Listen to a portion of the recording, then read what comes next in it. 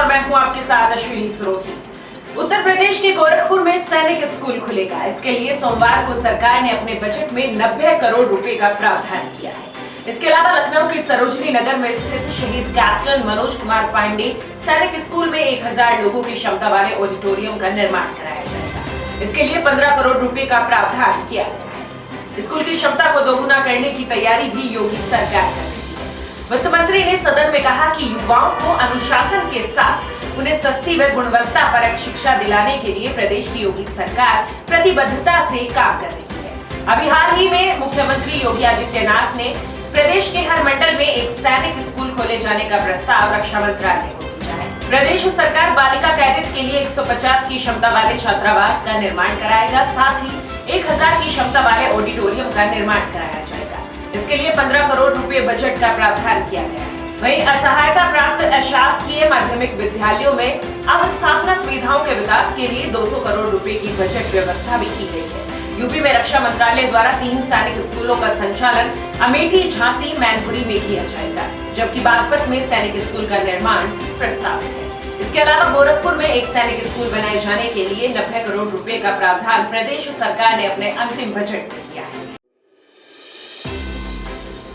उत्तर प्रदेश सरकार ने सोमवार को अपना 5वां कार्यकाल का आखिरी बजट पेश किया। ये पहला मौका था जब सरकार ने पेपरलेस बजट जारी किया। मुख्यमंत्री योगी आदित्यनाथ व अन्य बीजेपी नेताओं ने समावेशी बजट कहा तो विपक्ष ने इसे ट्रूथलेस और विकासलेस करार दिया है। बसपा प्रमुख मायावती ने कहा कि बीजेपी सरकार का बजट भी केंद्र सरकार के बजट की तरह ही निकला। प्रदेश में खासकर बेरोजगारी की क्रूरता दूर करने के लिए रोजगार आदि के मामले में अति निराश करने वाला है। वहीं कांग्रेस प्रदेश अध्यक्ष अजय कुमार लल्लू ने कहा कि नौजवानों के विश्वास के साथ विश्वासघात किया गया है। पूर्व मुख्यमंत्री मायावती ने कहा कि केंद्र सरकार की तरह यूपी के बजट में भी वायदे व हसीन सपने जनता को दिखाने का प्रयास किया गया है। यूपी की लगभग 23 करोड़ जनता के विकास की लालसा की तृप्ति के मामले में यूपी सरकार का रिकॉर्ड केंद्र व यूपी में एक ही पार्टी की सरकार होने के बावजूद भी वायदे के अनुसार संतोषजनक नहीं रहा। खासकर गरीबों, कमजोर वर्गों व किसानों की समस्याओं के मामले में भी बजट अति निराशाजनक है। वहीं कांग्रेस अध्यक्ष अजय लल्लू ने कहा कि ये सरकार रोजगार तो चाहती ही नहीं है। 56 लाख के सापेक्ष 4 लाख रोजगार लगाए, 24 में से 22 भर्ती अटकी पड़ी है। एक भी उद्योग सरकार नहीं लगा पाई। बुंदेलखंड हो या पूर्वांचल या मध्यांचल, कोई जगह कहीं भी उद्योग नहीं लगा। निषाद भाइयों को कांग्रेस सरकार में जमीन के पट्टे का अधिकार था, बालू का अधिकार था, उनके लिए कोई योजना नहीं है। ब्रांडिंग और पीआर से यूपी नहीं मुख्यमंत्री चल सकता है। सुपोषण की बात कही गई, कुपोषण का शिकार सबसे अधिक यूपी है। गोवंश के लिए भी पर्याप्त बजट नहीं दिया गया। किसानों की आय 2022 तक दोगुना करने को कहा गया है। गन्ने का रिकॉर्ड भुगतान करने को कहा गया, लेकिन असलियत कुछ और है। कोई भी ध्यान क्रय केंद्रों पर चला जाए, कोई रिकॉर्ड खरीदारी नहीं हुई है। श्री कृष्ण की नगरी मथुरा में कांग्रेस की राष्ट्रीय महासचिव प्रियंका गांधी वाड्रा आज नए कृषि कानूनों के विरोध में हुंकार भरेगी। वो सुबह 11 बजे मंडी चौराहा से आगे सोख रोड पेट्रोल पंप के सामने पालीखेड़ा मैदान पहुंची। यहाँ किसान महापंचायत को संबोधित किया। महापंचायत को सफल बनाने के लिए कांग्रेस के केंद्रीय और प्रदेश पदाधिकारियों की टीम पहले ही मथुरा में आ चुकी है। कई बड़े नेता कांग्रेस की राष्ट्रीय महासचिव के साथ भी आएंगे। नए कृषि कानूनों के विरोध में चल रहे किसान आंदोलन को कांग्रेस समर्थन कर रही है।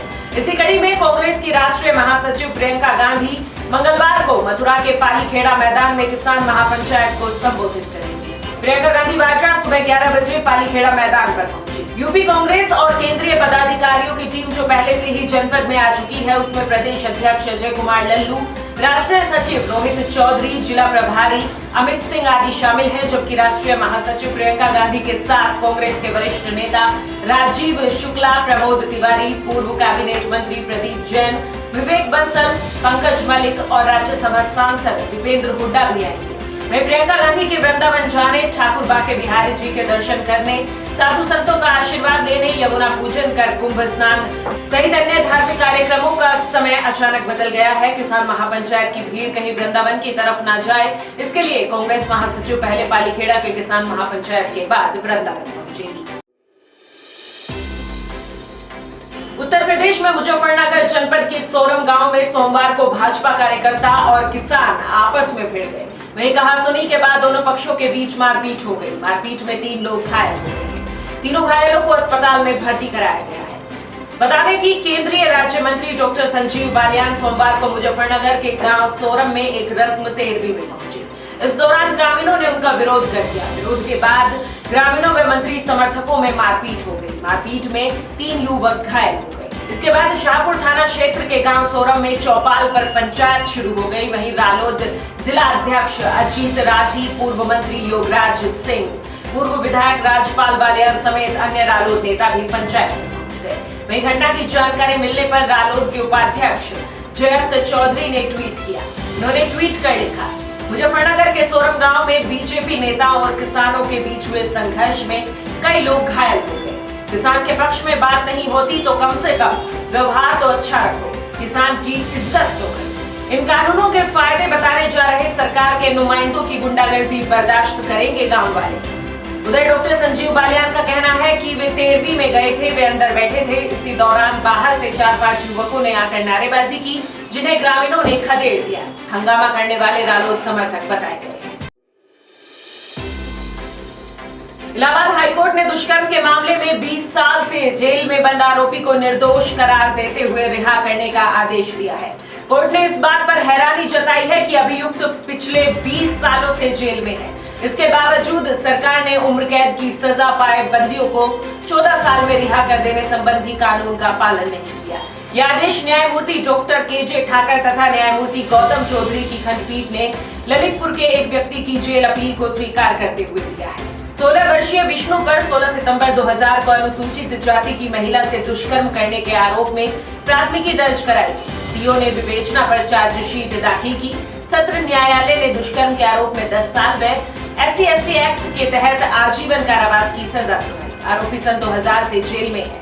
आरोपी की ओर से जेल अपील दाखिल कर अनुरोध किया गया कि वो 20 साल से जेल में बंद है, इसलिए शीघ्र सुनवाई की जाए।